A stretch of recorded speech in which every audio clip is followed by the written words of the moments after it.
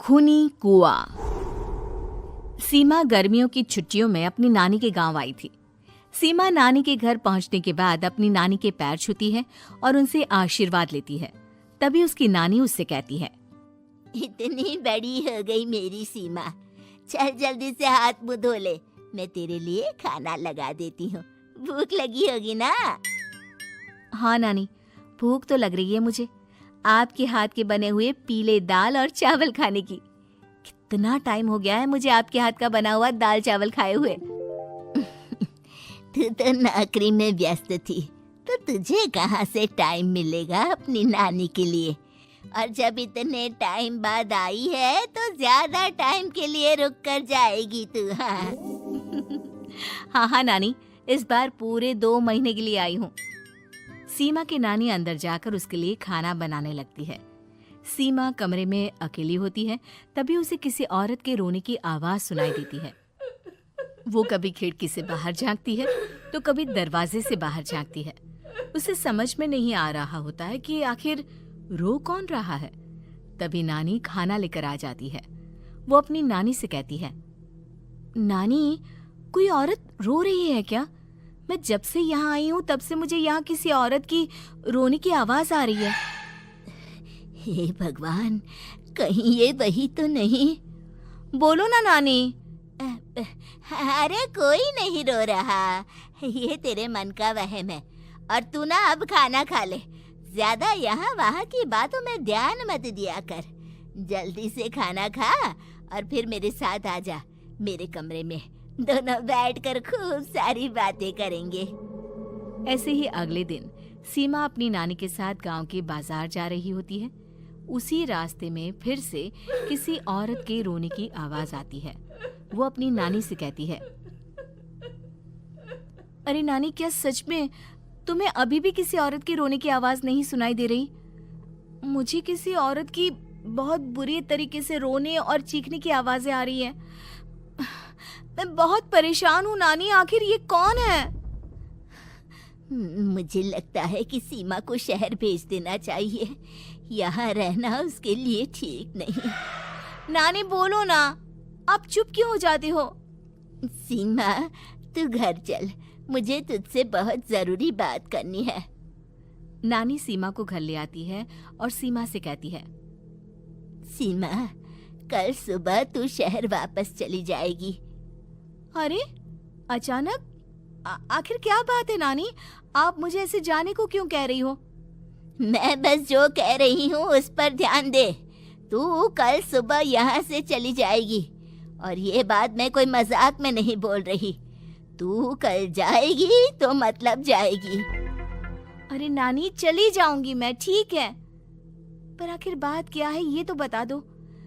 Mummy से कोई बात हुई है या फिर मुझसे कोई गलती हुई है जो तुम मुझे अचानक से जाने के लिए बोल रही हो?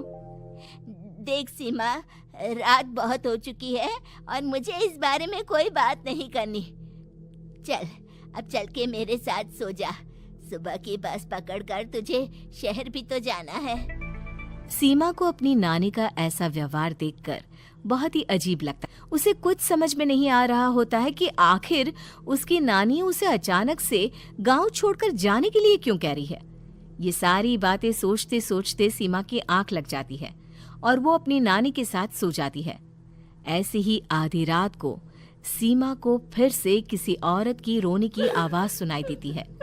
वो उस औरत की आवाज सुनकर बार बार करवटें बदल रही होती है और तभी उसे सपने में भी एक अजीब सी औरत की परछाई दिखाई देती है, जो इतना चीख चीख कर रो रही होती है कि सीमा डरकर उठ जाती है। वो पूरे पसीने पसीने हो रही होती है। वो अपने आसपास देखती है तो घर में बिल्कुल शांति का माहौल होता है। सीमा घबरा जाती है। वो अपनी नानी को जगाने की कोशिश करती है, मगर उसकी नानी नहीं जगती। सीमा को फिर से उस औरत की रोने की आवाज सुनाई देती है। आखिरकार सीमा अपने आप को रोक नहीं पाती और वो घर का दरवाजा खोलकर बाहर निकलती है। आखिर ये माजरा क्या है? आज तो मैं पता करके रहूंगी। अब आवाज का पीछा करते हुए सीमा आधी रात को गांव के चौपाल के पास बने कुएं के पास पहुंच जाती है, जहां कुएं की चारों ओर बेड़ियां लगी होती हैं उन बेड़ियों में लगे हुए ताले के साथ एक लाल रंग का कपड़ा और माता रानी का कलावा बंधा होता है। उस कुएं में से सीमा को किसी के रोने की आवाज आती है। सीमा परेशान हो जाती है। इस कुएं में कौन है? कौन है यहाँ? सुनो, कौन है? कौन रो रहा है? वो चिल्ला चिल्ला कर पूछती है और साथ ही लोगों को जगाने की कोशिश करती है, मगर किसी को भी उसकी आवाज सुनाई नहीं देती। अब सीमा खुद उस कुएं के पास की बेड़ियों और तालों को खोलने की कोशिश करती है और किसी तरह कुछ देर की मशक्कत के बाद सीमा उसको खोल भी देती है। और जैसे ही वो कुआं खोलकर उसके अंदर झांकती है, सीमा उस कुएं में गिर जाती है। इतने में उसकी नानी की नींद भी खुल जाती है और सीमा को पास ना देखकर नानी परेशान हो जाती है। नानी घबराकर पूरे घर में उसे ढूंढने की कोशिश करती है, जिसके बाद उसकी नानी और सभी लोग उस खूनी कुएं के पास जाते हैं और सीमा की नानी कुएं के पास खड़ी होती है। सभी गांव वालों और सीमा की नानी को सीमा के चिल्लाने की आवाज आती है। बचाओ, कोई मुझे बचाओ। मेरी बच्ची, हम आ गए, हम तुझे बचा लेंगे। नानी, मुझे यहाँ बहुत डर लग रहा है। यहाँ इंसान की कटी हुई मुंडिया, हाथ, पैर और कंकाल है और खून भी है।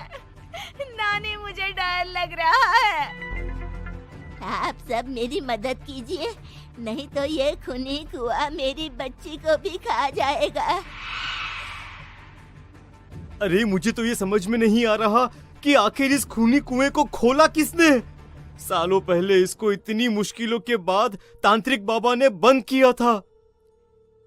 अरे पूरा गांव खूनी कुएं के बारे में अच्छे से जानता है, तो कोई भी जानबूझकर तो ऐसा करेगा नहीं। मतलब किसी ने अनजाने में इसे खोल दिया है भैया। सीमा को इस बारे में मालूम नहीं था और जब से वो यहाँ आई थी तभी से उसे किसी औरत के रोने की आवाजें भी सुनाई दे रही थी। कहीं सीमा ने ही तो उसे नहीं खोला। अगर ऐसा है तो फिर सीमा का बचना बहुत मुश्किल है। वहीं कुएं के अंदर सीमा रोते हुए बैठी होती है कि उसे आवाज सुनाई देती है जो कुएं के बाहर खड़े गांव वालों में से किसी को सुनाई नहीं देता। आज सालों के बाद मुझे ताजा खून मिलेगा। तेरा खून पीकर आज मैं अपनी प्यास बुझाऊंगा।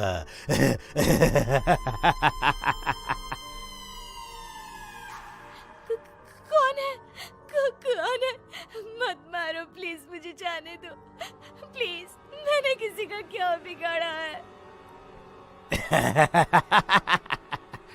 वो तुझे मरने के बाद पता चल ही जाएगा।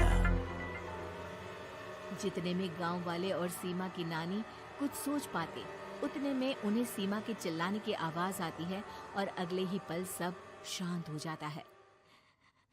क्या हुआ? सीमा, मेरी बेटी। माफ करना बहन, लेकिन अब सीमा वापस नहीं आएगी। हमें एक बार फिर से कुएं को बंद करना होगा। गांव वाले तभी तांत्रिक को बुला कर लाते हैं। एक बार फिर अपनी शक्ति से तांत्रिक बाबा उस कुएं को हमेशा हमेशा के लिए बंद कर देते हैं और वहां एक बोर्ड लगा दिया जाता है कि यहाँ आना मना है।